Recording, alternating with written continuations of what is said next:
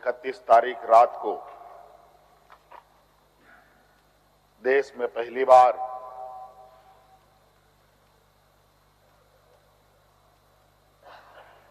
किसी मुख्यमंत्री का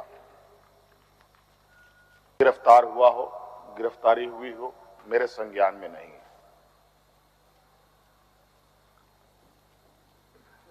ये मुझे लगता है ये पहला घटना है और मुझे लगता है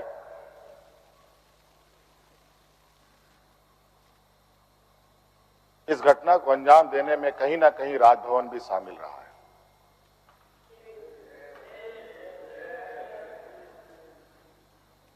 और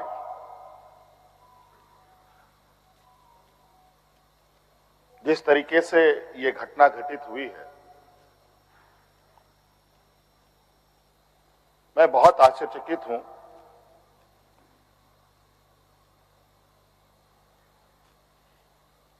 इसलिए कि मैं एक आदिवासी वर्ग से आता हूं।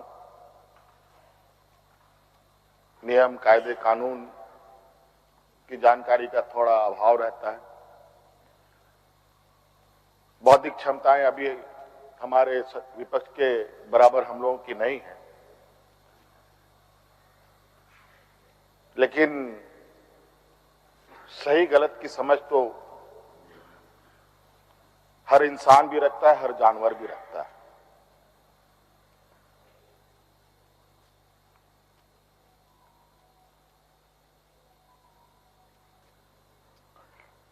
अध्यक्ष महोदय, बड़ी सुनियोजित तरीके से, बड़े लंबे समय से 2022 से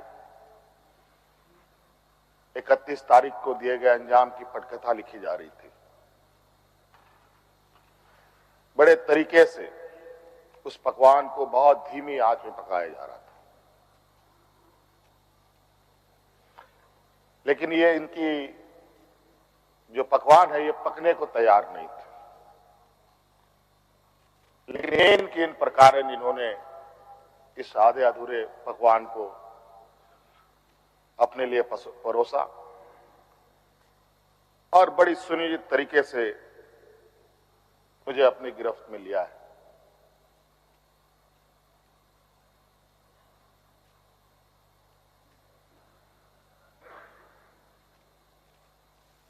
और आज कहीं ना कहीं ऐसा लगता है अध्यक्ष महोदय कि बाबा भीमराव अंबेडकर जी का जो सपना था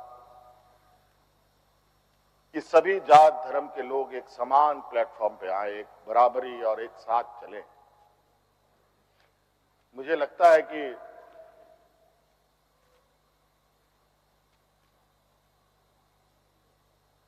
जिस तरीके से बाबा भीमराव अंबेडकर जी को भी अपना समाज छोड़कर बौद्ध धर्म अपनाना पड़ा, ऐसे ही आदिवासी दलितों के साथ भी आने वाला भविष्य में करने की तैयारी हो रही है।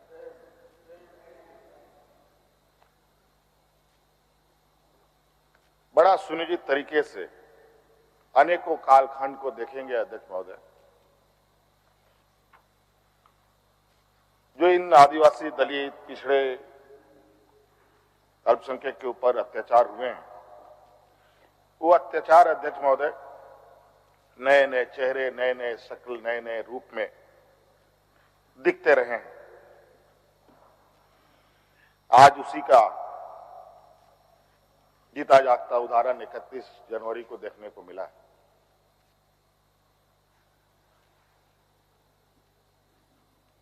और आज कहीं ना कहीं इन वर्गों के प्रति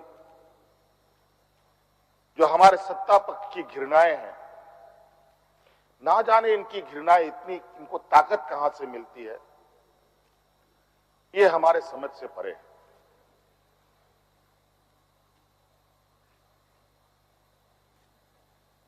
इतनी घृणा, इतना द्वेष का के प्रति इनका आदिवासी दलितों के प्रति कि आपको इससे अंदाजा होगा कि इन्हीं के पाले हुए तंत्र ये कहते शर्माते नहीं कि जंगल में थे तो जंगल में ही इनको रहना चाहिए।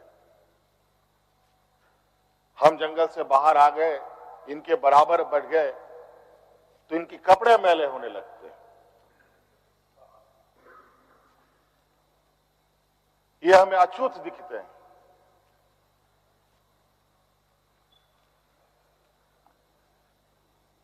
और इन्हीं विडंबना को तोड़ने के लिए हमने एक प्रयास किया था अध्यक्ष महोदय, क्योंकि झारखंड आदिवासी दलित पिछड़ा राज्य है, इन समूह को आगे बढ़ने का, इनका मार्ग प्रशस्त करने में हमने कोई कमी नहीं छोड़ी। इनका बस चले तो हम अभी भी जंगल में जाकर के वही 50-100 साल पुरानी जिंदगी में जिए। और मुझे इसका आभास था अध्यक्ष महोदय, जो इनके अंदर छुपी कुंठा है वो आए दिन ये बयां करती थी, इनके आचरणों से, इनके बयानों से।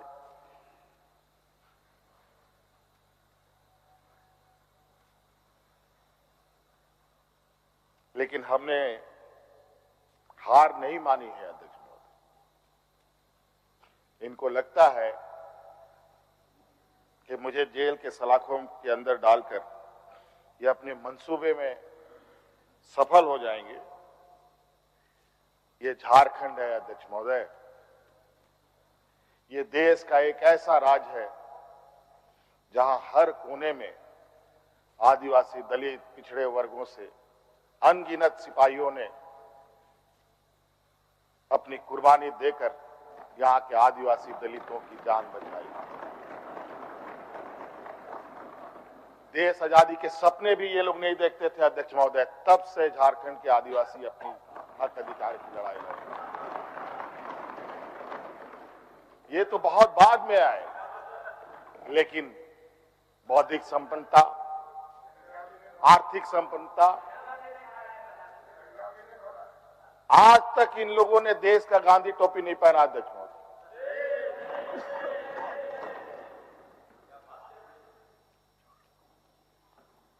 अध्यक्ष महोदय, ईडी, सीबीआई, इनकम टैक्स, जिनको देश के विशेष और काफी संवेदनशील व्यवस्थाएं कही जाती है, जहां करोड़ों रुपया, 12 लाख 14 लाख करोड़ रुपया डकार कर इनके सहयोगी विदेश में जाके बैठे हैं, उनका एक बाल बाका करने का औकात इनके पास नहीं है। इनके पास औकात है देश के आदिवासी दलित पिछड़े के ऊपर, और बेगुनाह लोगों पर, और उसमें भी गुनाह किया हो तब की बात तो अलग है, बेगुनाहों पर अत्याचार कर। आज मुझे किस लिए अरेस्ट किया गया अध्यक्ष महोदय? 8.5 एकड़ जमीन के घोटाले पर। अगर है हिम्मत सदन में तो कागज पटक कर दिखाए कि 8.5 एकड़ का जमीन हेमंत सोरेन के नाम पर है। अगर होगा मैं उस दिन से राजनीति से इस्तीफा दे दूंगा। अध्यक्ष महोदय, जब राजनीतिक रूप से ये नहीं सकते हैं तो ऐसे ही बैकडोर से हमला करते हैं, पीठ पर हमला करते हैं। अध्यक्ष महोदय, मैं आंसू नहीं बहाऊं, आंसू वक्त के लिए रखूंगा। आप लोगों के लिए आंसू का कोई मतलब नहीं। आदिवासी दलितों का, पिछड़ों का, आदिवासी के आंसुओं का कोई मोल नहीं। वक्त आने पर हम इनके एक एक सवालों का जवाब और एक एक इनके षड्यंत्र का जवाब वक्त आने पर बड़ी माकूल तरीके से दिया जाएगा। एक्चुअली दुर्भाग्य है अध्यक्ष महोदय इस राज्य का तथाकथित हमारे राज के ही कुछ लोग जो ऐसे सामंती विचार वाले के चरणों में जाकर के झुककर उनकी सेवा और पूजा अर्चना में लगे। नहीं तो इस राज की इतनी दुर्दशा नहीं होती। अध्यक्ष, राज अलग हुए 23 साल हो रहे हैं, 24 साल हो गए। अध्यक्ष महोदय, किसने सबसे अधिक राज किया इस राज्य में? ये मुझे बोलने का जरूरत नहीं है, किसी को बताने की भी जरूरत नहीं। सब अपने गिरेबान में देखें, सबको पता चलेगा कौन कहां बैठा, किसने क्या काम किया। घोटाले इनको 2024 से ही नजर आ रहे हैं, 2000 से नजर नहीं आ रहे, 2019 से ही इनको नजर आ रहे हैं। आज ये नहीं चाहते अध्यक्ष महोदय, देश का आदिवासी, दलित, पिछड़ा, अल्पसंख्यक देश के सर्वोच्च स्थान पर पहुंचे। ये नहीं चाहते कि ये जज बने, ये नहीं चाहते ये आईएएस आईपीएस बने, ये नहीं चाहते ये राजनेता बने। इन्हीं के साथ बैठे लोग हैं। इन लोगों ने भी आदिवासी नेता बनाया था मुख्यमंत्री। बता दीजिए इन कितने आदिवासियों ने 5 साल पूरे किए। और मुझे पता था ये मुझे भी 5 साल पूरा करने में रोड़े अटकाएंगे, और नतीजा ये हुआ, आखिरी सांस तक कुछ भी करो 5 साल पूरा नहीं होना चाहिए, रिकॉर्ड में नहीं लिखना चाहिए, रजिस्टर में नाम नहीं आना चाहिए। बस यही। अध्यक्ष महोदय, हम लोगों ने सर झुकाकर चलना नहीं सीखा। यही खासियत है आदिवासियों। लेकिन होता है कि सरसों में ही भूत है तो साला भूत भागेगा का, माफ कीजिएगा, सरसों में ही भूत है तो भूत भागेगा का। यहां कुछ भूत ऐसे भी हैं जिसकी वजह से ये कठिनाइयों का सामना करना पड़ता है। बहुत प्रयास हुआ, जब जब हम लोगों ने अलग राज्य का परिकल्पना किया तब भी इन लोगों ने हंसी उड़ाई कि आदिवासी लोग अलग राज्य लेगा। जब हम सत्ता में आए, आदिवासी सत्ता चला पाएगा, कुछ दिनों में गिर जाएगा। मैं हवाई जहाजों में चलता था अध्यक्ष महोदय, उसमें भी इनको तकलीफ।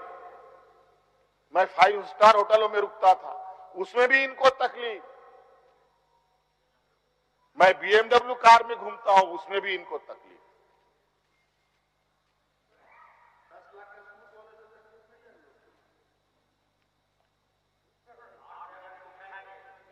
क्या कहावत है कि हम करें तो गुनाह, ये करें तो क्या, यही कहावत है। खैर छोड़िए। अध्यक्ष महोदय, बड़ा विचित्र स्थिति है अब जो स्थिति दिखाई दे रहा है अध्यक्ष महोदय। कुल मिलाकर झारखंड के परिप्रेक्ष्य के अलावा पूरे देश के पैमाने में अब आदिवासी, दलित, पिछड़ा, अल्पसंख्यक सुरक्षित नहीं। विशेषकर झारखंड में तो यहां के खनिज संपदाओं को, जो वर्षों से इस पर लोगों की गिद्ध नजर है और आगे भी रहेगी। ये तो हम थे अध्यक्ष महोदय, ये बहुत फूक फूक करके उनको आगे बढ़ना पड़ता था। ये खुला दरवाजे की आदी हो चुके हैं, इनको कोई रोक टोक नहीं कर सकता। जो इनके सामने आएगा वो इसी तरीके के अंजाम से उसको गुजरना पड़ेगा। और इनको लगता है ऐसे अंजाम देने से झारखंड के लोग घबरा जाएंगे। ये आप लोगों की बहुत बड़ी भूल है, और इतनी बड़ी ये भूल होगी जो झारखंड का इतिहास आपको कभी माफ नहीं करेगा।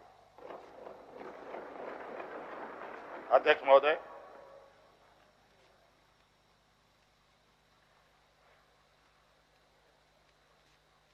आज जो षड्यंत्र का पैमाना है वो इस कदर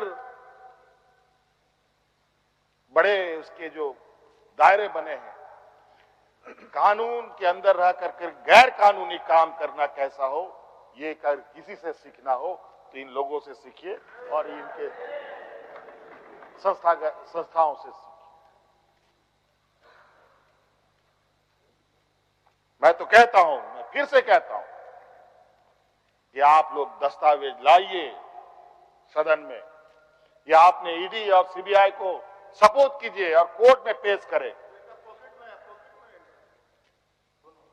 एक भी दस्तावेज अगर आप लोग निकाल के दिखा दें कि हमने 8.5 एकड़ जमीन हड़पी है, तो मैं उसी दिन राजनीति से संन्यास किया, झारखंड छोड़ के चला जाऊं। अब इनको नहीं मिला तो हमारे बीवी, बच्चों, परिवारजनों के खाता वही ढूंढने में लगे। ये पैसा कहां से आया, वो पैसा कहां से आया, ये आया, वो आया। अध्यक्ष महोदय, असमानताएं देखिए इसी सदन के अंदर। जो सरकार के द्वारा उपलब्ध कराए जा रहे ऋण, जो यहाँ के आदिवासी विधायकों को कितने वर्षों के लिए मिलता है और गैर आदिवासियों को कितने सालों के लिए मिलता है।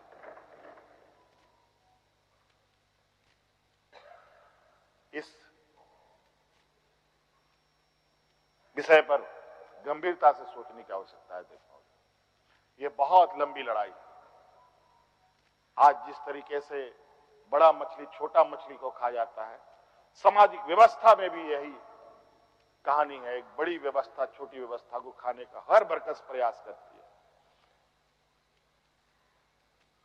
प्रभु राम का प्राण प्रतिष्ठा हुआ 22 जनवरी को। राम राज आ गया, पहला कदम बिहार पड़ा। बेचारा एक पिछड़ा वर्ग का व्यक्ति की क्या हद होगी आप जानते हैं। दूसरा कदम झारखंड पर पड़ा, एक आदिवासी मुख्यमंत्री को निगलने का प्रयास।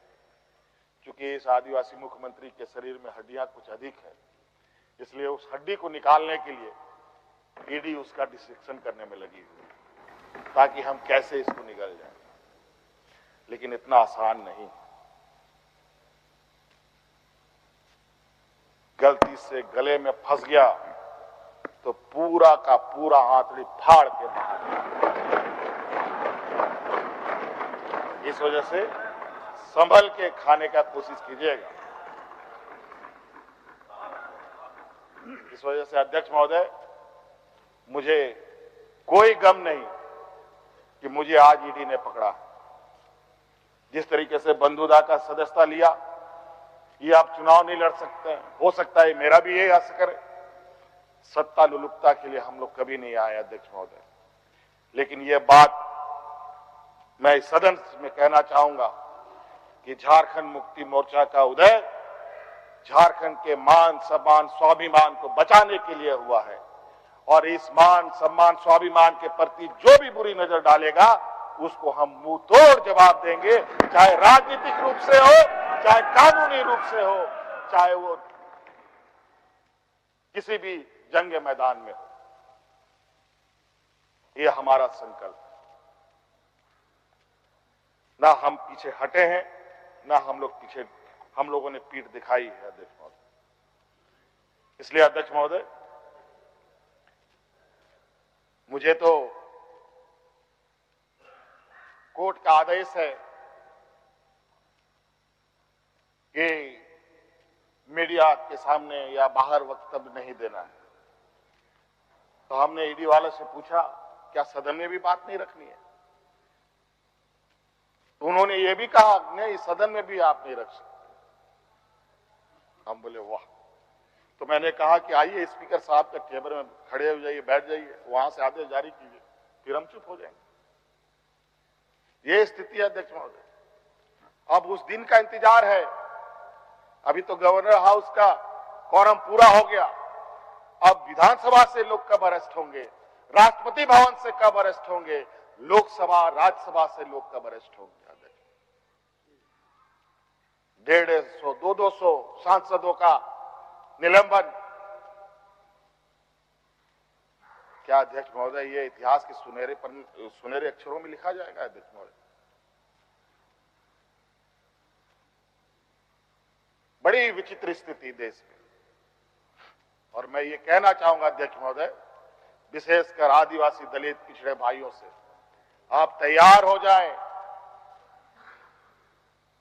अब शोषण की एक नई परिभाषा गढ़ने जा रही है। अगर अपने आप को आपने कमजोर किया तो आने वाली पीढ़ी कभी माफ नहीं करेगी। तो अध्यक्ष महोदय, राज्यपाल महोदय आए और 32 पेज का इन्होंने अभिभाषण पढ़ा। हम लोग लाख चिल्लाते रहे। अध्यक्ष महोदय, अभिभाषण पढ़ के क्या होगा जब देश में लोकतंत्र ही नहीं बचेगा?